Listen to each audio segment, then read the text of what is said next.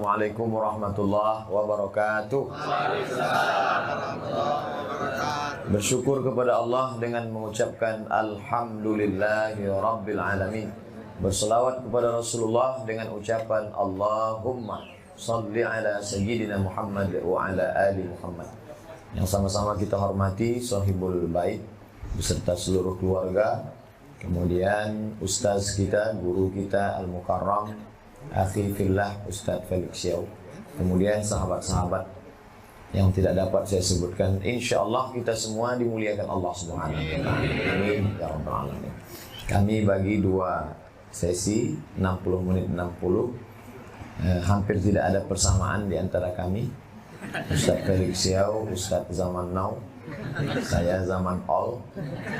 Pembahasan beliau tentang masa depan Indonesia, tentang politik, tentang radikalisme, tentang teroris, tentang bagaimana partai politik, bagaimana koalisi, bagaimana pokoknya Indonesia ke depan. Sedangkan saya akan bahas kira-kira nanti kalau mati bawa apa, tentang sakratul maut, tentang bagaimana pertanyaan mungkar nakir, pokoknya yang menyeramkan lah. Jadi agama ini, ya ayyuhalladzina amanu, wahai orang-orang beriman, udkhulu fis-silmi, masuklah ke dalam Islam kafah, secara utuh. Jangan download sepotong-sepotong, nanti pemahamannya keliru. Dan sekarang memang lagi tren potong-potong, karena memang banyak yang dulu cita-citanya jadi tukang khitan, ini semua dipotong, sampai ajaran Islam pun dipotong. Sehingga ada ungkapan, ya udahlah, Islam itu syahadat, sholat, zakat, puasa, haji. Kalau kamu sudah melakukan yang 5, berarti sudah berislam. Masalah politik itu bukan urusan kita. Masalah kepemimpinan nasional, DPR, DPD, presiden, wakil presiden, bupati, wali kota, itu bukan urusan kita. Serahkan aja. Nah, ini tidak benar. Jadi kesemuanya ini adalah ajaran Islam. Tapi domain yang terbesar di antara ajaran Islam itu adalah ritual ibadah. Mau menjadi wali kota, mau menjadi gubernur, mau menjadi DPD, anggota DPR, legislatif, yudikatif, dia tetaplah di dalam dirinya itu mesti ada kontak dengan Allah Subhanahu wa ta'ala. Kalau tidak, dia akan hampas seperti asap yang dihembus angin, hilang. Kedekatan dengan Allah, ibadahnya tidak bisa dibuat-buat sendiri. Ambil sajadah, letak di tengah lapang, lalu menjemur diri berpanas-panasan dengan memejamkan mata, menyebut nama Allah. Allah. Ketika ditanya, kamu lagi ngapain? Inilah ibadah yang paling berkualitas. Makin banyak keringat, makin panas, makin dekat dengan Allah. Sesat. Karena tidak pernah diajarkan Nabi Muhammad SAW. Man ahdatsa, siapa yang membuat-buat ritual ibadah, malaisa alaihi amruna, yang tidak aku ajarkan, tidak aku tunjukkan, fahuwa raddun, maka amal itu mardud, ditolak. Melihat kurma ini hilang konsentrasi.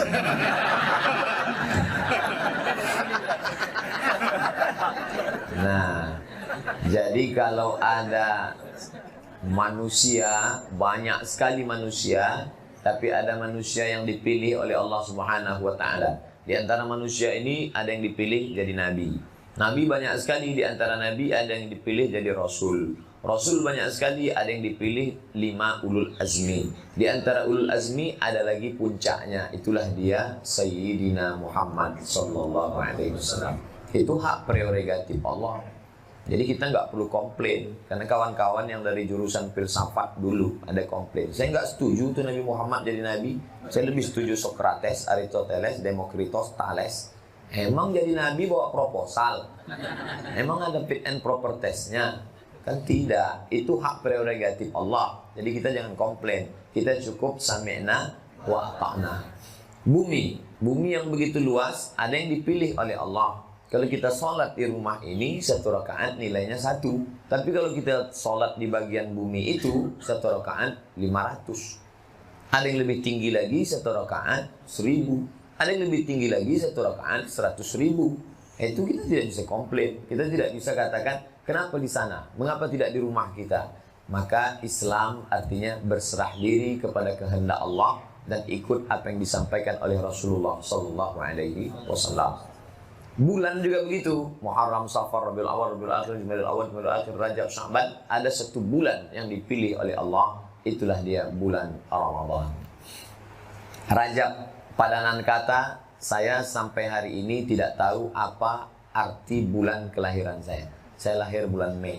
Kalau ditanya orang, Ustaz, apa arti Mei? Maybe yes, maybe no. Apa arti Januari? Januari adalah nama berhala yang wajahnya dua, satu ke depan, satu ke belakang. Kenapa Januari itu yang dipasang bulan 1? Karena dia menatap tahun lalu 2017, tahun depan 2018. Sedangkan dalam bulan-bulan Islam ada namanya Rajab. Rajab diambil dari kata tarjib. Tarjib artinya ta'zim, agung. Setelah selesai Rajab, masuk bulan Sya'ban. Diambil dari kata syu'bah, cabang. Sya'ban bercabang-cabang kebaikan. Seperti orang yang menanam pohon kayu, ketika melihat dia bertunas, bercabang, dia senang luar biasa. Berarti pohon yang dia siram sudah berhasil. Ramadan diambil dari kata ramda, artinya panas. Ketika kita gali tanah, ada di dalamnya besi yang terkubur lama. Karena zat asam maka berkarat. Tidak mempan dengan berasu, tidak mempan dengan kertas pasir. Dia mesti dimasukkan dalam api yang bergejolak, merah menyala. Setelah itu lalu dipukulkan ke lantai. Satu kali pukul, rontok, lepaslah karat-karatnya. Ramadan. Ramadan diambil dari kata ramda, panas. Tenggorokan ini panas. Dari jam 5 tadi tidak ada yang lewat di sini. Maka ini panas luar biasa. Lalu kemudian dia disebut juga panas karena karat kita selama setahun ini akan rontok dengan panasnya Ramadan. Telinga berkarat, mata berkarat, otak berkarat, hati berkarat. Hati berkarat tidak mempan dengan istighfar. Telinga berkarat, macam-macam yang didengar. Mata berkarat. Saya sejak video viral ini makin berkarat mata saya. Karena bolak-balik ke airport. Melihat security berkarat mata itu. Maka karat-karatnya ini dirontokkan dengan masuknya Ramadan. Masuk kita ke dalam. Keluar dari Ramadan ini karatnya lepas. Kalau ada orang yang keluar dari Ramadan karatnya tidak lepas, tidak rontok, ada dua kemungkinan. Pertama, apinya kurang panas. Yang kedua, memang karat kronis, nggak copot-copot, nggak lepas. Oleh sebab itu maka dipanaskan Ramadan ini dengan ibadah. Ibadahnya ada berapa macam? Banyak sekali. Saya akan jelaskan sampai azan maghrib. Inilah ceramah yang terpanjang. Yang paling lama. Saya memang Ramadan ini bisa dihitung berapa kali cuman ceramah buka puasa. Karena saya menganggap ceramah yang paling efektif itu setelah Isya menjelang tarawih. Atau setelah tarawih. Karena menjelang Ramadan itu seringkali audiens, pendengar merasa Ustadz itu hanya sebagai pelengkap penderitaan. Dan kita pun yang menyampaikannya juga, dia udah bolak-balik lihat jam. Maksud saya sendiri, rasanya udah lama, baru jam 5. Oleh sebab itu nanti kalau bahan saya habis, saya tutup, kita buka tanya jawab menjelang azan berkumandang. Tidak juga, kita paksa satu orang azan.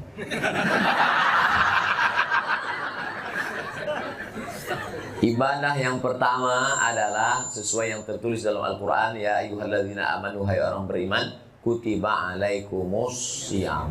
Nama ibadahnya syiyam. Syiyam itu padanan katanya adalah imsak. Imsak artinya menahan, menggenggam. Saya menggenggam mikrofon, ana umsiku mikrofon imsakan. Imsak artinya menggenggam. Kenapa artinya menggenggam? Karena orang yang puasa itu menggenggam. Sebagaimana dia menggenggam kuat, erat, ketat, keras, begitulah genggamannya. Yang digenggamnya apa? Yang pertama dia genggam lehernya.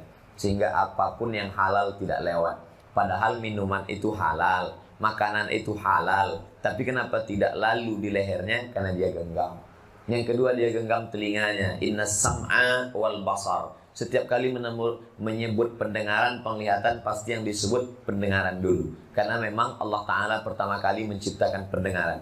Hal ata 'alal insani hinum minad dahri lam yakun syai'an madhkura. Inna khalaqnal insan, kami ciptakan insan manusia min nutfatin amsyajin, dari sperma yang bercampur dengan sel ovum, sel telur. Faja'alnahu sami'an basira. Kami jadikan dia bisa mendengar, bisa melihat. Maka telinga digenggam, tidak mendengar macam-macam. Alhamdulillah Ustaz, di bulan Ramadan ini suami saya semua CD-CD lagu-lagu yang tidak baik dia sudah masukkan, semua buang. Dia ganti MP3 Syekh Abdurrahman Sudes, Syekh Su'ud Surem, Syekh Mu'aikli. Alhamdulillah. CD-CD-nya di mana? Simpan di koper. Ntar habis Ramadan keluar lagi. Lalu kemudian mata juga. Selama ini mata melihat kemana-mana, tapi di bulan Ramadan mata genggam.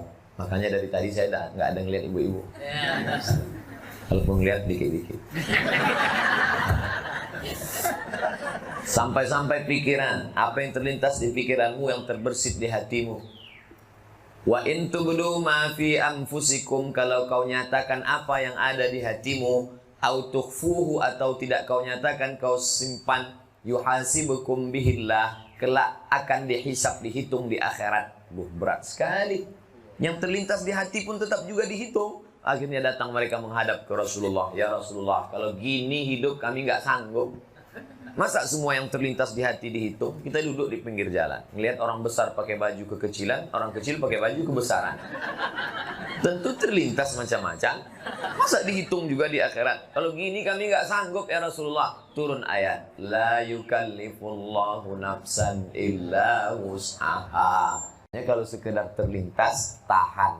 Makanya kadang orang nggak ada angin, nggak ada hujan, tiba-tiba tepuk jidat. Astagfirullah. Itu artinya ada terlintas sesuatu. Astagfirullah. Kenapa mas ingat sesuatu? Ingat apa? Ingat mantan. Nah, oleh sebab itu semua digenggam. Mulut digenggam. Alhamdulillah sekarang. Kalau dulu orang ngomongin aib bicara orang lain, sekarang alhamdulillah mulut udah berhenti. Kemana? Pindah ke jempol.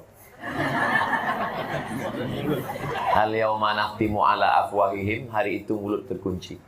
Wa tukallimuna aydihim, tangan ngomong. Nauzubillah. Makanya kata Nabi, man lam yada' qaulaz zur, siapa yang tidak meninggalkan ucapan kata-kata zur, dusta, bohong, palsu, ngibul, enggak benar, falaisa lillahi hajatun fi ayyada'a ta'amahu wa syarabahu. Ta'am, food, makanan dia tahan. Syarab, drink, minuman dia tahan. Makan bisa ditahan, minum bisa ditahan, tapi ucapan, kata-kata, perbuatan tidak ditahan, gak ada gunanya. Makanya ada ungkapan hadis, rubba sa'imin laisa lahu min siyamihi, betapa banyak orang gak dapat pahala puasa apa-apa, illal juh, lapar saja. Cuman lapar doang, cuman lapar aja. Kenapa? Karena tidak meninggalkan. Maka ibadah yang terberat adalah siam. Ibadah terberat siam. Ustaz, saya terus terang, kalau makan bisa saya tahan. Memang saya biasa diet. Minum bisa saya tahan. Tapi kalau ngomong ini Pak Ustaz, luar biasa. Dan puasanya zaman Maryam itu memang nggak ngomong. Inni nazartu lirrahmani sauma. Aku bernazar melaksanakan siam saum.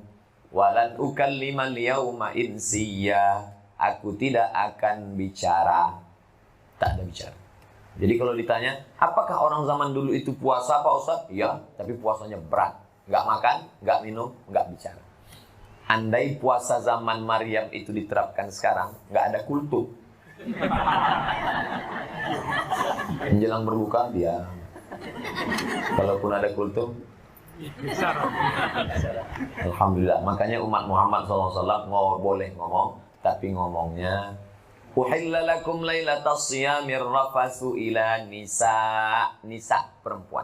Pada malam hari kamu boleh datang kepada nisa, perempuan. Ayat itu membatalkan syariat puasa zaman dulu. Puasa zaman dulu siangnya tahan makan minum, malamnya tetap boleh makan tapi nggak boleh berhubungan. Dalam syariat Nabi Muhammad boleh. Uhilla lakum, dihalalkan bagi kamu mendatangi perempuan. Maksudnya istri kamu, bukan semua perempuan. Karena sekarang banyak jamaah yang bisa menginterpretasikan ayat sendiri. Cerdas jamaah zaman sekarang. Nah, oleh sebab itu ibadah yang pertama diisi di bulan ini adalah siam. Tahan. Assalamualaikum, waalaikumsalam. Gimana kabarnya anak Sianu? Kabarnya sudah nikah, nggak punya suami? Oh, kita sekarang sedang siam. Tapi saya sudah dapat TM ini. Gimana kan mubazir? Ntar habis buka kita sambung. Di sini kekeliruannya. Dipahami puasa ini menumpuk amal. Banyak orang menganggap bulan puasa numpuk amal, ditumpuk sebanyak-banyaknya. Bukan. Bulan Ramadan bukan bulan menumpuk amal. Ramadan madrasah. Ramadan adalah bulan pelatihan pembentukan kepribadian. Kata pepatah Melayu, alah bisa karena biasa. Kalau sudah terbiasa menahan telinga, menahan mata, menahan pikiran, menahan hati, menahan lidah, menahan tangan, menahan kaki di bulan Ramadan, maka setelah Ramadan akan ada Syawal. Apa itu Syawal? Syawal sudah umum sekali. Boleh diadakan survei, silakan pakai lembaga survei Indonesia. Berapa orang bernama Syawal di Indonesia? Laki-laki Syawal, perempuan Syawaliyah. Saking banyaknya. Syawal itu apa? Kita lihat penggunaan kata Syawal dalam bahasa Arab. Satu, kalau ada timbangan yang pakai neraca, tiang di tengah, ada kiri, ada kanan. Ketika benda yang akan ditimbang diletakkan, satu naik ke atas, satu turun ke bawah. Yang naik ke atas disebut dengan Syawal. Ada neraca naik ke atas, Syawal. Ekor kambing turun ke bawah, ekor ayam turun ke bawah, ekor kucing turun ke bawah. Tapi ada ekor yang naik ke atas, ekor kalajengking. Namanya Syawal. Sekarang sedang sensitif bicara kalajengking. Ekor yang naik ke atas disebut Syawal. Onta ketika musim panas maka mulutnya dikerubungi lalat. Maka onta menaikkan ekornya ke atas untuk mengusir, menghalau lalat. Orang Arab menyebut syawwalatil ibilu. Syawwal, onta itu sedang menaikkan ekornya ke atas. Berdasarkan 3 penggunaan kata tadi, maka makna Syawal artinya naik ke atas, meningkat. Jadi kalau ada orang selesai Ramadan, meningkat semangat menjaga mata, meningkat semangat menjaga telinga, meningkat, mengalami peningkatan dalam menjaga diri, layaklah dia menyebut 1 Syawal. Tapi kalau tidak, sebut saja 17 Juni. Karena dia tidak Syawal. Syawal artinya peningkatan. Gimana? Bulan Syawal sudah meningkat? Alhamdulillah Pak Ustadz. Apa yang meningkat? Yang meningkat 3. Iman meningkat, amal meningkat, ilmu meningkat. Kenapa imannya meningkat? Karena dia sedang merasakan kedekatan dengan Allah selama bulan Syawal Ramadan. Kenapa ilmunya meningkat? Kultum subuh, kultum zuhur, kultum asar, kultum maghrib, kultum isya, kultum tarawih, kultum tahajud malam. Kenapa amalnya meningkat? Sholat, zakat, puasa, haji, tarawih, iktikaf, banyak amalnya. Maka yang 3 meningkat, iman, ilmu, amal. Alhamdulillah Pak Ustaz, saya 3 meningkat. Kolesterol, gula darah, 1 yang turun, asam urat, turun ke kaki. 3 mesti ada peningkatan. Oleh sebab itu, ini kita hari yang ke-21. Mas mau cepat. Hari ke-19 ini, maka 18. Hari ke-18 ini kita memang betul-betul muhasabah diri, karena nanti 20 malam 21 itulah puncaknya, yaitu malam i'tikaf. 19, 20, 21, malam 21 terus. Karena kepala ini kalau tidak dibenturkan dengan i'tikaf, saya mau i'tikaf di masjid mana, mau amal apa, mau dengar kajian siapa, baca Qur'annya berapa juz, itu kalau tidak, maka dia akan bermikirkan yang lain. Ordennya warna apa, bajunya, kuehnya, pakai bentuk sirupnya warna-warni, atau masa sama-sama sirup tetangga. Itu semua. Makanya kepala itu harus. Itu gunanya bagus kajian ini. Artinya apa? Kita merenungkan lagi. Yang lalu sudah berlalu 17 hari, menangis air mata darah, minta mundur lagi nggak bisa. Lan tarji'al ayyamul lati madat. Yang lalu tidak dapat diulang kembali. Kita hanya bisa mengisi yang ke depan. Anggaplah ini Ramadan terakhir. Ini Ramadan terakhir. Ustaz Felix, anggaplah ini Ramadan terakhir dan ini pertemuan kita yang terakhir. Setelah ini kita akan ketemu ya di tempat lain. Oleh sebab itu kata Nabi, kalau sholat, sholatul muwaddi', seakan-akan sholat terakhir. Ini sholat terakhir, habis ini saya nggak tahu. Mungkin mati setelah ini. Maka kan khusyuk sekhusyuk-khusyuk. Makanya banyak orang sholat santai, nggak khusyuk. Kenapa? Nanti kan ada lagi. Begitu juga dengan Ramadan. Kamu kenapa santai Ramadan nih? Tahun depan kan ada lagi Ramadan. Ramadannya ada, kita belum tentu ada. Coba pejamkan mata, bayangkan sahabat-sahabat, teman-teman yang dulu sama dengan kita, masih terbayang senyumnya, masih ingat namanya. masih terbayang, teringat, tapi hari ini dia sudah tidak ada. Kita mau datang ke rumahnya, hanya anaknya, hanya keluarganya. Santunan anak yatim, karyawan PT, BUMN, perusahaan anu. Ini kawan-kawan kami yang tahun lalu masih buka bersama loh Pak Ustadz. Hari ini sudah nggak ada. Hari ini kita ngusap kepala anak orang. Tahun depan, bulan depan, bahkan besok pagi kepala anak kita diusap kepalanya. Karena kita sudah mendahului mereka.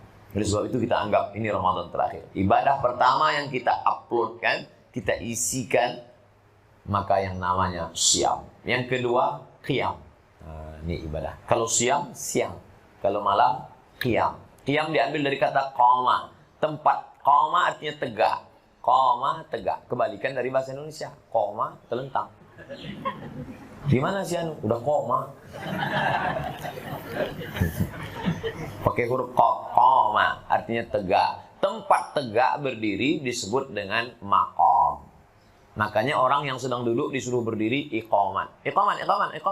Qad qamatis salatu, qad qamatis salah. Allahu akbar, Allahu akbar, la ilaha illallah.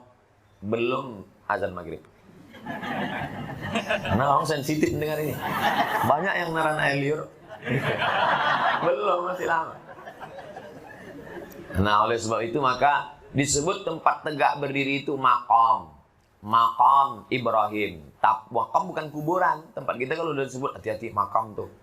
Maqam artinya tempat tegak berdiri. Maka penggunaan kata maqam untuk kuburan tidak tepat. Karena maqam tempat berdiri. Tidak ada orang berdiri di kubur. Baring semua. Maqamam mahmuda. Mudah-mudahan Allah menempatkanmu di tempat berdiri yang terpuji. Bertahajudlah. Maka ibadahnya disebut dengan qiyam, tegak. Ketika semua orang sedang niam, ada hamba Allah yang qiyam. Niam, tidur. Tidur semuanya. Tapi ada satu hamba yang tegak. Qiyam, berdiri. Nama ibadahnya qiyamul lail. Tegak lail di waktu malam. Tegak di waktu malam. Secara umum namanya qiyam. Tapi di dalam qiyam ini ada lagi sub satu-satu. Yang pertama namanya tarawih. Tarawih diambil dari kata tarwihah. Tarwihah artinya duduk santai. Berhenti sejenak, tarwihah. Berhenti sejenak, tarwihah. Berhenti sejenak, tarwihah. 3 kali tarwihah, bahasa Arabnya tarawih.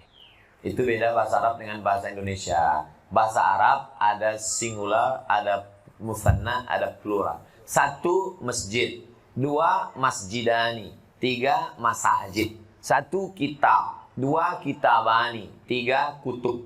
Kalau bahasa kita enggak, tinggal ulang aja. 1 masjid, kalau banyak masjid-masjid.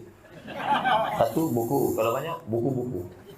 Kalau bahasa Arab enggak. Kalau 1 tarwihah. Kalau 2 kali istirahat tarwihatani. Kalau 3 kali istirahat tarawih. Kenapa sholat itu disebut dengan sholat pakai duduk istirahat? Karena tegaknya lama. Tegaknya berapa lama? Nabi baca rakaat pertama 2 juz 4 lembar. Surat Al-Baqarah. Makanya setelah itu duduknya santai lama. Maka disebut dia dengan sholat tarawih. Karena pakai duduk santai. Alhamdulillah saya sudah 17 malam sholat tarawih nggak pakai duduk santai. Loh, kok nggak pakai santai? Rakaat pertama Al-Hakumut Takatsur sama Wal Asri. Itu pun 1 nafas. Nah, zaman Nabi Muhammad SAW, Nabi baca ayatnya terlalu panjang. Pada zaman Umar bin Khattab diangkatlah seorang imam namanya Ubay bin Ka'ab. Kata Nabi, kata Abu Bakar, kata Umar. Umar manggil Ubay. Ubay, kamu jadi imam sholat tarawih. Jangan panjang-panjang seperti Nabi. Umat nggak sanggup tegak lama. Jadi apa saya yang baca? Baca aja 1 juz, tapi rokaatnya tambah jadi 20. Witir 3, 23. Pada zaman Umar bin Abdul Aziz nambah lagi 36 rakaat. Tambah witir 3, 39. Di Son'a, di Hadramaut Tarim, ada masjid buat 100 rakaat. Di Maroko, Casablanca, di Rabat, malam 27, tidak pakai hitung, tarawihnya dari Isya sampai subuh. Tapi pasukannya ganti-gantian. Ada pasukan inti, ada pemain naturalisasi. Ada pemain cadangan, ada yang masuk 2 rakaat keluar. Imamnya ganti-ganti. Nah, jadi ada yang 8 tambah 3, 11. Ada yang 20 tambah 3, 23. Ada yang 36 tambah 3, 39. Ada yang 100 tambah 3, 103. Ada yang unlimited edition. Tanpa batas. Jadi nggak usah dipermasalahkan. Kalau rakaatnya dikit, ayatnya panjang. Kalau ayatnya pendek, rakaatnya banyak. Kalau tegaknya lama, rukuk sujudnya dikit. Kalau tegaknya sebentar, rukuk sujudnya banyak. Tinggal pilih aja, kamu mau yang paket mana? Paket tegak lama, saya sakit kaki. Payah rukuk sujud, oke tegak aja lama. Saya tegak pun nggak tahan. Nah, ini payah nih mau pakai yang mana? Jadi tarawih itu simple saja jurusnya. Kalau ayatnya panjang, rokaatnya dikit. Kalau ayatnya pendek, rokaatnya banyak. Adil. Masyarakat kita, dia kombinasikan antara dua. Rokaatnya dikit, ayatnya pendek. Dapat dua-duanya. Ini saya jelaskan supaya kita jangan kelahi. Karena inti dari ibadah itu adalah ngisi malam itu dengan lama banyak tegak. Habis tarawih, witir. Witir artinya tunggal. Witir artinya tunggal. Innallaha watir, Allah maha tunggal. Yuhibbul witra, dia suka witir. Makanya 3. Witir boleh ditambah lagi 5, bisa ditambah lagi 7, bisa ditambah 9, bisa ditambah 11. Habis 11 rakaat witir terbanyak. Habis sholat witir, mau qiyamul lail lagi, nalar boleh. Apa dia? Tahajud. Tahajud. Hurufnya berat semua. Tahajud. Sebagaimana beratnya melawan kantuk tidur malam, begitulah beratnya tahajud. Makanya habis sholat witir pulang tidur. Karena kalau lama-lama tidur, payah bangun malam tahajud. Saya nggak biasa tidur cepat, Pak Ustaz. Gimana biar cepat tidur? Makan antimo. Makan 1, jangan 1 papan, seminggu tidur. Makan 1, habis itu tidur, nanti bangun jam 3. Katanya yang paling bangun malam yang paling bagus itu sepertiga terakhir. Ya, cara ngukur sepertiga terakhir gimana? Lihat maghrib jam berapa? Maghrib jam 6. Oke. Subuh jam berapa? Subuh jam 5. Nah, dari jam 6 ke jam 5. 11 jam. 11 bagi 3. 11 jam bagi 3? Memang kalau lapar susah gitu. 11 jam bagi 3. Nah, sepertiga yang terakhir itulah dia. Sepertiga yang terakhir. 11 jam bagi 3. Jadi kalau gitu bangunnya kira-kira jam berapa? Jam 2 sekian. Nah, itulah dia yang dimaksud dengan sepertiga terakhir. Nanti kalau ditanya, kapan waktu yang paling afdal? Sepertiga terakhir malam. Kapan itu? Pokoknya jangan tanya-tanya. Cara baginya begitu, kata Syekh Ali Jum'ah Mufti Mesir. Jam 2 sekian bangun malam. Jadi kalau selesai tarawih jam 10, 11, 12, 1, 2. Itulah tidur yang paling berkualitas. Jadi kalau ada orang mengatakan tidur itu 8 jam, tidak sama. Buktinya kawan kita yang kerja, sahabat kita yang kerja di waktu malam, dia tidur siang. Nggak cukup. Tidur dia dari mulai habis subuh sampai pada asar. Sholat asar jamak takhir. 10 jam dia tidur, 12 jam tetap badannya lemas. Karena tidur itu bukan kuantitasnya, tapi kualitas. Tidur yang paling berkualitas habis isya malam, kemudian tidur siang sebelum zuhur atau setelah zuhur setengah jam atau 1 jam. Namanya qailulah. Itu yang paling berkualitas. Tidur sebentar aja. Nabi Muhammad tuh tidurnya dikit. Kita dikit-dikit tidur. Dikit-dikit tidur. Parah. Orang barat itu susah sekali tidur. Sampai kena penyakit insomnia. Susah tidur. Orang kita mudah aja. Ngelihat khotib. Wah. Belum khotib naik mimbar. Baru ngelihat khotib datang.